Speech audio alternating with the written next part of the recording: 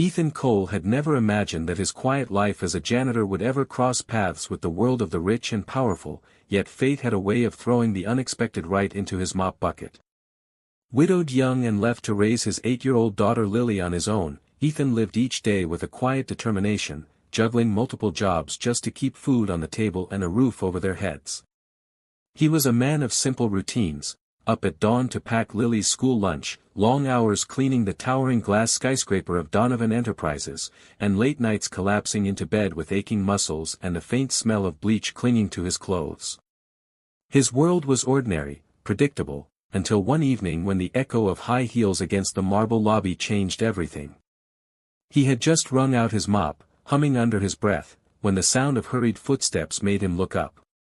Claire Donovan, the CEO herself, swept into the lobby, but she wasn't the untouchable queen of the corporate world that the news painted her to be. She looked shaken, her usual flawless composure cracked by some invisible weight pressing down on her.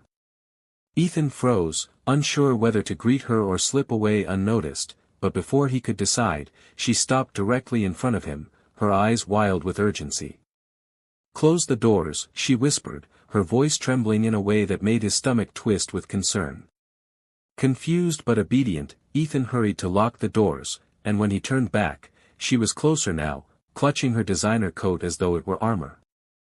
"I need you to do something for me," she said, her breath shallow. "Pretend you're my boyfriend, for 7 minutes."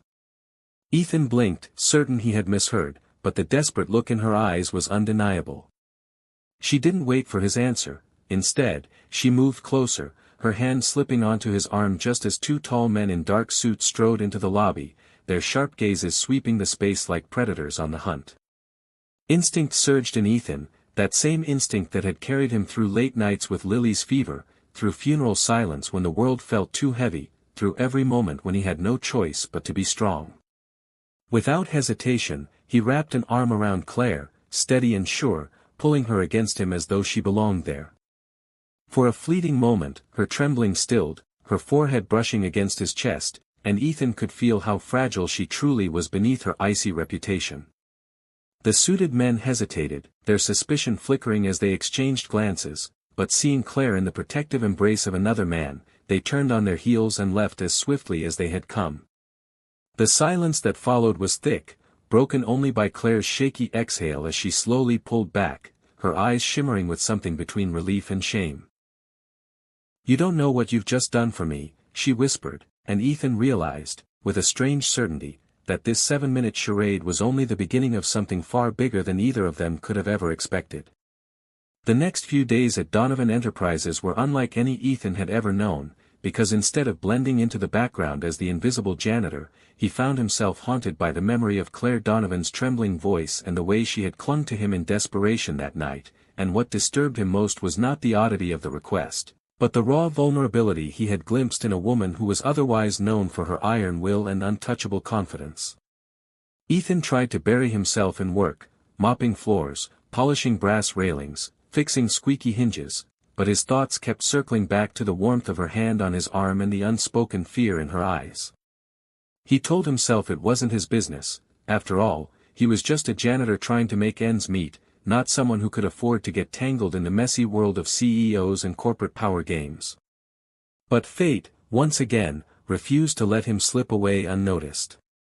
Late one evening, when the building was nearly empty and Ethan was carting his supplies across the top floor, he heard a voice call his name, not "janitor" or "hey you," and when he turned, Claire herself was standing in the doorway of her glass-walled office, her face pale and her expression unreadable.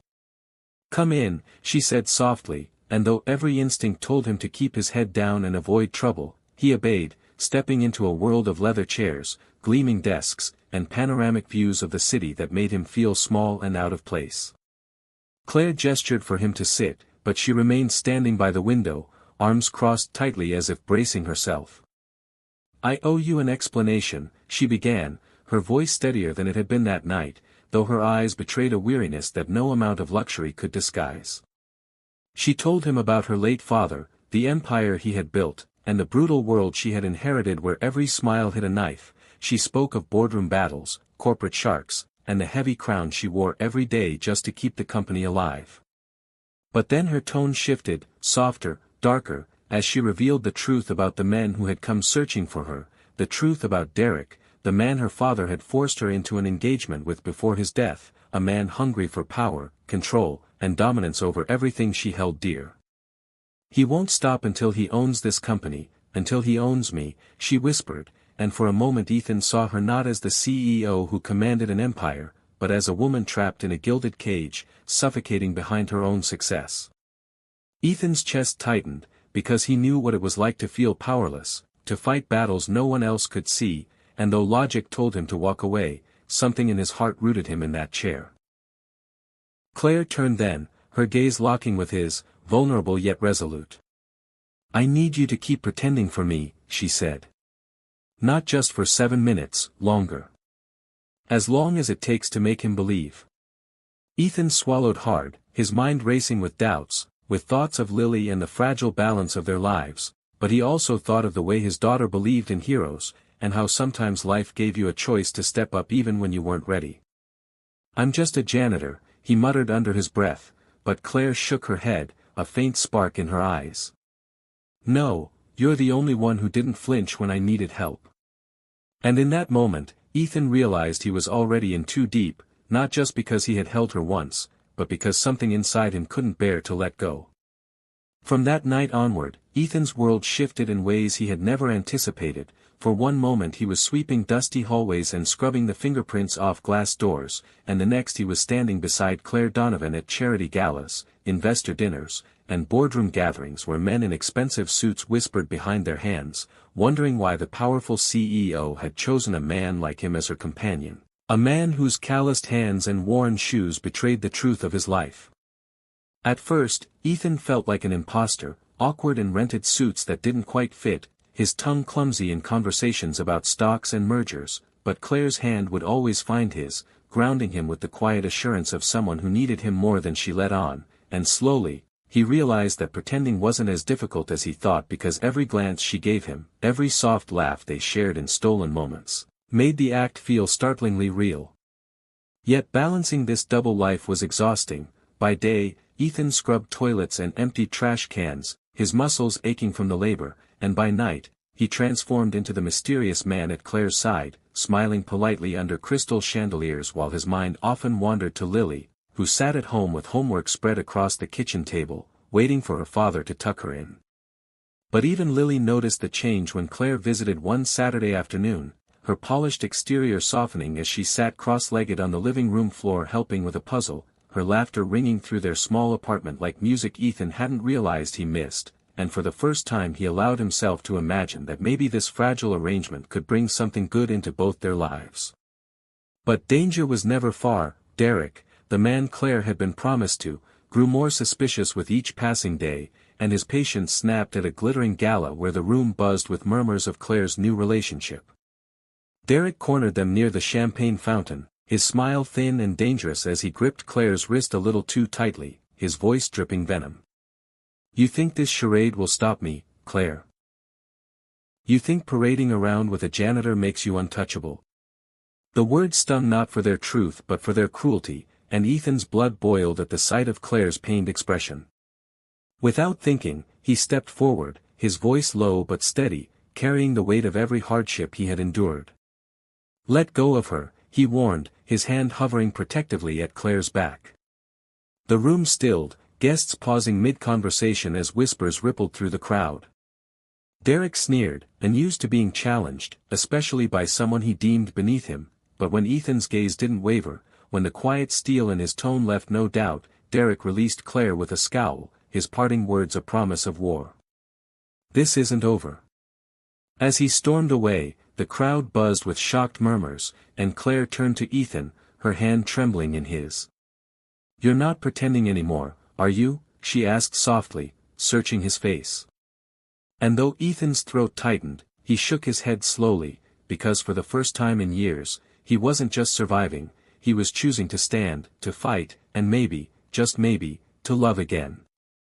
The storm that Derek had promised came swiftly and without mercy, and for weeks Claire and Ethan found themselves at the center of a whirlwind that threatened to consume everything, with Derek unleashing lawsuits designed to cripple the company, planting rumors in the media to smear Claire's reputation, and even sending veiled threats that reached Ethan's modest apartment where Lily slept, her innocence unaware of the danger looming around them. Yet through it all Ethan remained steadfast. His quiet strength becoming Claire's anchor in a sea of chaos.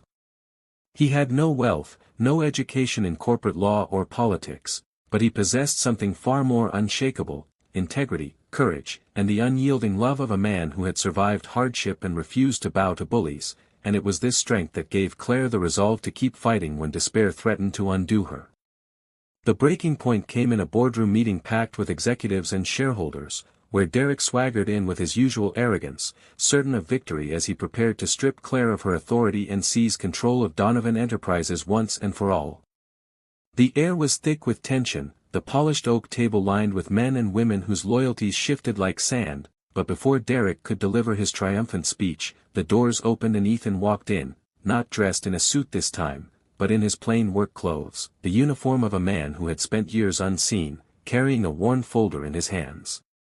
Gasps rippled through the room at the sight of him, and Derek laughed openly, mocking the idea that a janitor could stand in the halls of power, but his laughter died when Ethan laid the folder on the table and spoke with quiet authority.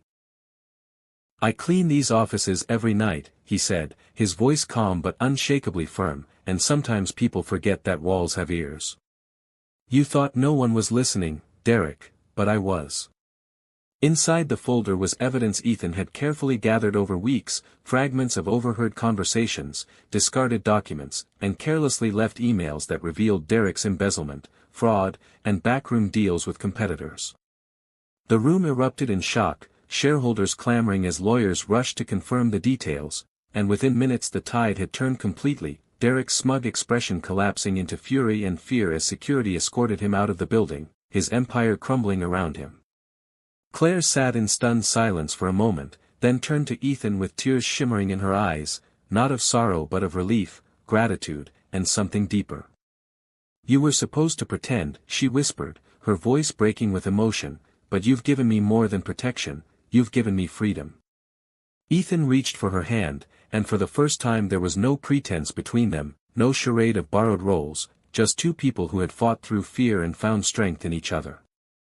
Lily, waiting outside in the lobby, threw her arms around Claire when she appeared, giggling with a child's pure joy, and in that moment Ethan knew that the lines between pretending and reality had blurred into something permanent.